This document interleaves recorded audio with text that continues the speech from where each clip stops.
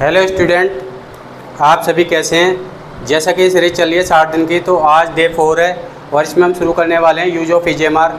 आपने देखा होगा जो सबसे बेसिक सेंटेंस होते हैं, इसमें कोई क्रिया नहीं होती, कोई एक्शन नहीं होता। इसमें नॉर्मल हम किसी की स्टेट बताते हैं या फिर हम किसी का एक इंट्रोडक्शन टाइप का कह सकते हैं कि देते हैं, तो उसमें हम ईजेएमआर का यूज करते हैं। तो ईजेएमआर का सही यूज कहाँ पर किया जाता है और कहाँ पर ईजेएमआर को हम हेल्पिंग वर्ब के तरीके से यूज करते हैं, कहाँ पर इनको हम मेन वर्ब के तरीके से यूज करेंगे, तो वो सारा यूज हम इसमें देखेंगे। तो चलिए आज वीडियो को शुरू करते हैं। देखिए, इसको बोलते हैं इज, IS, इज। जैसे मैंने यहाँ पे हिंदी में भी लिख दिया, इज बोलेंगे इसको। इज AM को बोलेंगे M और ARE को बोलेंगे R। इज का मतलब है और M का मतलब हूँ, R का मतलब है या हो। ठीक है, तो इज जो है, इज का यूज किया जाता है सिंगुलर सब्जेक्ट के साथ।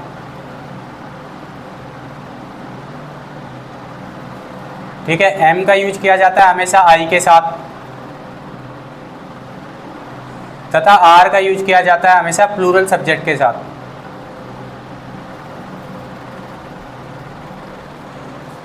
तो ये जो है प्रेजेंट कॉन्टिन्यूस टेंस जो होता है ना, जैसे हम आगे टेंस भी सीखेंगे, तो प्रेजेंट कॉन्टिन्यूस टेंस में ये जो है ना हेल्पिंग वर्ब का काम करती है।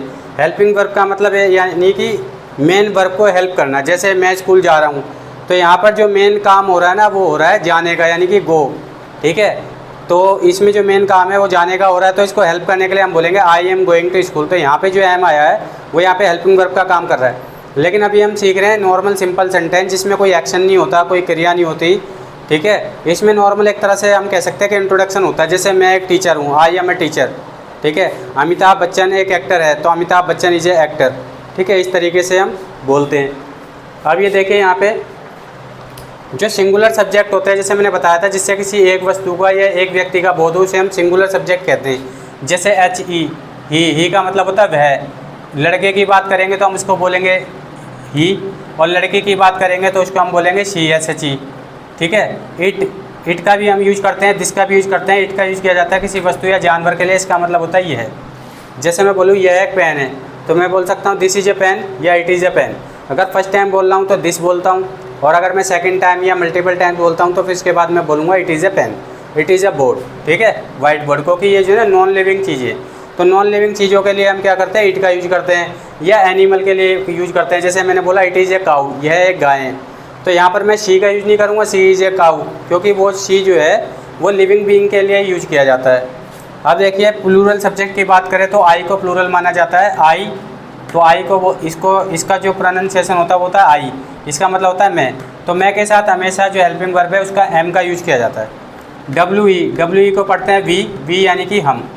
YOU, यू का मतलब इसको हम पढ़ते हैं यू, इसका मतलब होता है तुम या आप। जैसे आप बहुत इंटेलिजेंट हो, तो यू आर वेरी इंटेलिजेंट, आप बहुत चतुर हो, यू आर वेरी क्लेवर।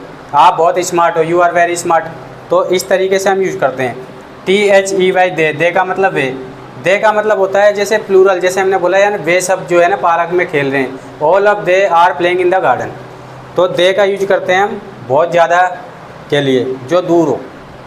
अब देखिए, जनरली जो हम इंग्लिश बनाते हैं तो उसमें जो है सब्जेक्ट, वर्ब और ऑब्जेक्ट, इसी तरीके से किसी भी सेंटेंस को जो है हम ट्रांसलेट करते हैं। तो सबसे पहले हम सब्जेक्ट लगाते हैं, हम देखते हैं कि सेंटेंस में सब्जेक्ट क्या है।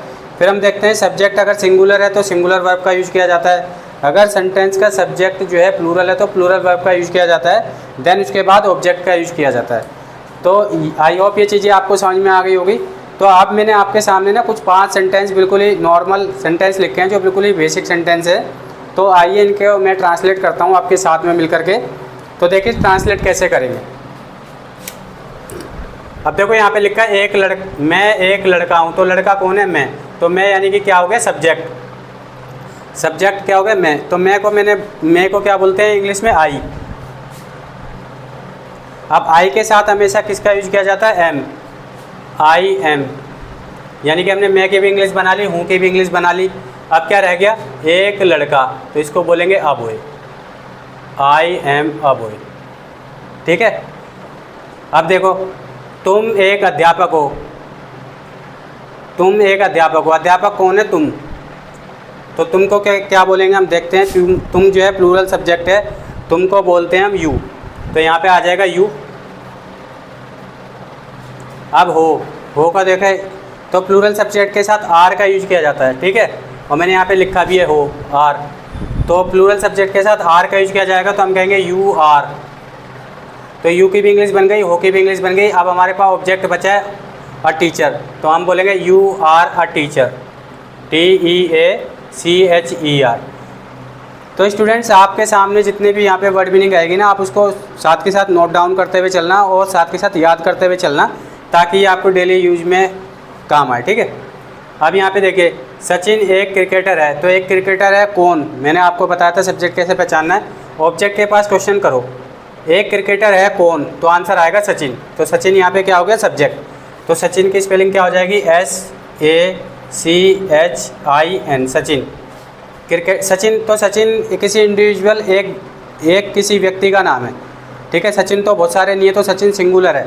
तो सचिन सिंगुलर है तो आई के साथ तो एम आता है, प्लूरल जो है प्लूरल के साथ आर आता है, तो सचिन सिंगुलर इसके साथ क्या आ जाएगा इज, सचिन इज।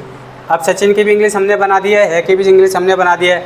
अब हमारे पास रह गया एक क्रिकेटर, तो इसको बोलेंगे Sachin is a cricketer, CRICKET, cricket हो गया। अब इसमें ER लगा दो क्रिकेटर, ठीक है जी। अब अगला सेंटेंस देखते हैं, आप बहुत बुद्धिमान हो। बुद्धिमान है कौन, तो आंसर आया आप। आपको क्या बोलेंगे, आपको बोलेंगे यू, ये रहा, आपको क्या बोलेंगे यू बोलेंगे। तो यहाँ पे हम बनाएंगे यू।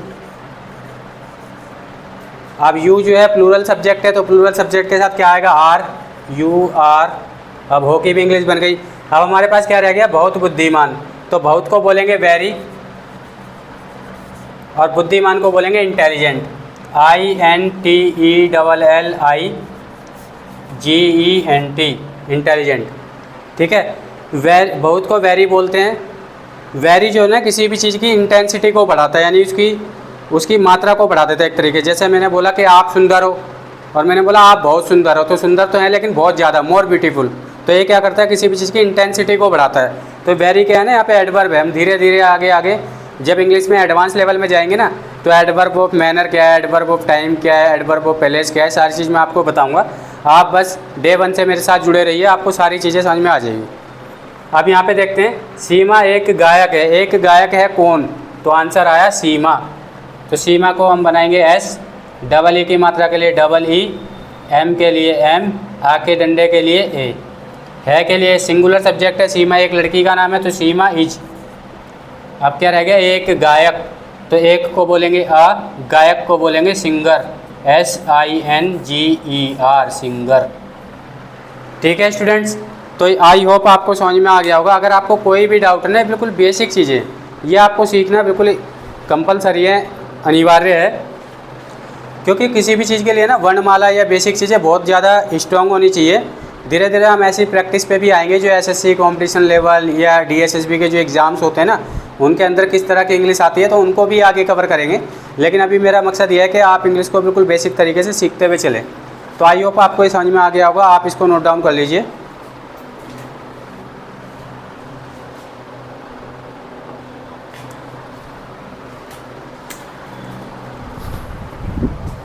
तो स्टूडेंट्स ये देखिए आप, टाइप्स ऑफ सेंटेंस यानी कि वाक्य के प्रकार क्या क्या होते हैं। तो जो पहले प्रकार के वाक्य होते हैं उनको हम बोलते हैं पॉजिटिव या अफर्मेटिव। कई जगह इनको असर्टिव सेंटेंस भी बोला जाता है, और भी कई सारे नाम होते हैं। बस आप ये देखिए कि ये ना एक स्टेटमेंट होती है, उसके बारे में कुछ बताया गया होता है। जैसे सचिन एक क्रिकेटर है, तो ये क्या है एक स्टेटमेंट है। अगर उसी स्टेटमेंट को हम नकारात्मक रूप में बोल दें, यानी कि नेगेटिव बोल दें कि सचिन एक क्रिकेटर नहीं है, तो उसे बोलते हैं हम नकारात्मक। इंट्रोगेटिव, इंट्रोगेटिव का मतलब था प्रश्नवाचक, क्या सचिन एक क्रिकेटर है, क्वेश्चन पूछ लिया हमने, क्या सचिन एक क्रिकेटर है, तो क्वेश्चन वाले जो हो गए इसको हम बोलते हैं इंटरोगेटिव सेंटेंस, ठीक है। इसकी पहचान क्या होती है, लास्ट में क्वेश्चन मार्क आता है। अब ये जो प्रश्नवाचक है ना, चलो अभी आगे बताता हूँ। एक होता है interrogative plus note. Interrogative plus note में क्या है, क्या सचिन एक क्रिकेटर नहीं है, तो ये हो गया इंट्रोगेटिव प्लस नोट। फिर होता है WH फैमिली। WH फैमिली का मतलब जो W से शुरू होता है, जैसे वाई, वेयर, ठीक है, हाउ, इस तरीके के जो सेंटेंस होता है उसको हम WH फैमिली बोलते हैं। तो इसमें क्या है, WH फैमिली का वर्ड पहले आ जाता है, फिर वर्ब, फिर सब्जेक्ट, फिर ऑब्जेक्ट, फिर क्वेश्चन मार्क। ये जो है ना रूल्स हैं बनाने के, इंग्लिश को ट्रांसलेट करने के रूल्स हैं। अगर पॉजिटिव सेंटेंस है इस तरीके से ट्रांसलेट करना है, नेगेटिव है इस तरीके से, इंटरोगेटिव है तो इस तरीके से, इंटरोगेटिव प्लस नोट है तो इस तरीके से, WH फैमिली है तो इस तरीके से, WH फैमिली प्लस नोट है तो इस तरीके से। अब ये आपको थोड़ा अजीब लग रहा होगा, या आपने पहली बार इंग्लिश सीख रहे होंगे, लेकिन अभी ये चीज़ें ना आपको बिल्कुल आसान लगेगी, क्योंकि मैं इनको ना अभी समझाने वाला हूँ एक एक करके। अच्छा, WH फैमिली भी पर्सनवाचक होते हैं और इंटरोगेटिव भी पर्सनवाचक होते हैं, तो इनमें फ़र्क क्या है? देखो फ़र्क इनमें ये है कि जब हमने ये जो है ना, ये क्लोज एंडेड क्वेश्चन होते हैं, ये यस या नो में आंसर देते हैं। जैसे क्या सचिन एक क्रिकेटर है, इज सचिन अ क्रिकेटर, तो आंसर आएगा या तो यस या नो। लेकिन ये जो ना एक्सप्लेन करने वाले होते हैं, जैसे why Sachin is a cricketer, Sachin एक क्रिकेटर क्यों है, how Sachin is a cricketer, Sachin एक क्रिकेटर कैसे है, तो इसमें हमें एक्सप्लेन करना पड़ेगा। तो इनमें ये जो है ना ओपन एंडेड क्वेश्चन होते हैं और ये क्लोज एंडेड क्वेश्चन होते हैं। तो इंटरोगेटिव सेंटेंस और WH फैमिली में बेसिक डिफरेंस यही होता है। चलिए अब एक क्वेश्चन लेते हैं, फिर उसी के सारे बनाते हैं, ठीक है। तो जैसे हमने ले लिया, मैं एक विद्यार्थी हूँ। मैंने एक सेंटेंस ले लिया कि मैं ना हिंदी में एक ही सेंटेंस लिख रहा हूँ, लेकिन इंग्लिश में सारे आपको बना के दिखाऊंगा। जैसे मैंने लिखा कि मैं एक विद्यार्थी हूँ, तो इसको हम इंग्लिश में क्या बोलेंगे? इसको हम इंग्लिश में बोल देंगे I am a student. I am a student, comma. अब है नकारात्मक, अगर इसी बात को मैं नेगेटिव बोलूँ कि मैं एक विद्यार्थी नहीं हूँ, तो इसका क्या हो जाएगा? सब्जेक्ट, सब्जेक्ट है इसमें आई, वर्ब है इसमें एम, आई के साथ हमेशा एम आता है, फिर नोट, आई एम नोट, फिर है object, I am not a student. ठीक है। इंटरोगेटिव में देखते हैं, वर्ब पहले आ जाएगी, तो वर्ब को पहले रख दो उठा के, एम, फिर है सब्जेक्ट, सब्जेक्ट है आई, फिर है object, am I a student. क्या मैं एक विद्यार्थी हूँ? Question mark. अब ये है इंटरोगेटिव प्लस नोट, तो वर्ब पहले आ जाएगी एम, फिर आ जाएगा सब्जेक्ट यानी कि आई, एम आई, फिर आ जाएगा नोट, एम आई नोट, फिर आ जाएगा object, am I not a student. क्या मैं एक विद्यार्थी नहीं हूँ? फिर आ जाएगा WH फैमिली। ठीक है, जैसे मान लो कैसे वाला बना लेते हैं कि मैं एक विद्यार्थी कैसे हूँ, तो WH फैमिली का वर्ड हो जाएगा कैसे को बोलते हैं हाउ, फिर आ जाएगा वर्ब आ जाएगी एम, हाउ एम, फिर आ जाएगा सब्जेक्ट, सब्जेक्ट है आई, हाउ एम आई, फिर आ जाएगा ऑब्जेक्ट है how am I a student. ठीक है, ये बन गया WH फैमिली वाला। अब WH फैमिली प्लस नोट, इसमें क्या करना है, बस एम के बाद नोट इसमें सब्जेक्ट के बाद नोट आ जाएगा, how am I not a student, question mark. ठीक है, तो इस तरीके से सारे सेंटेंस बनाए जाते हैं।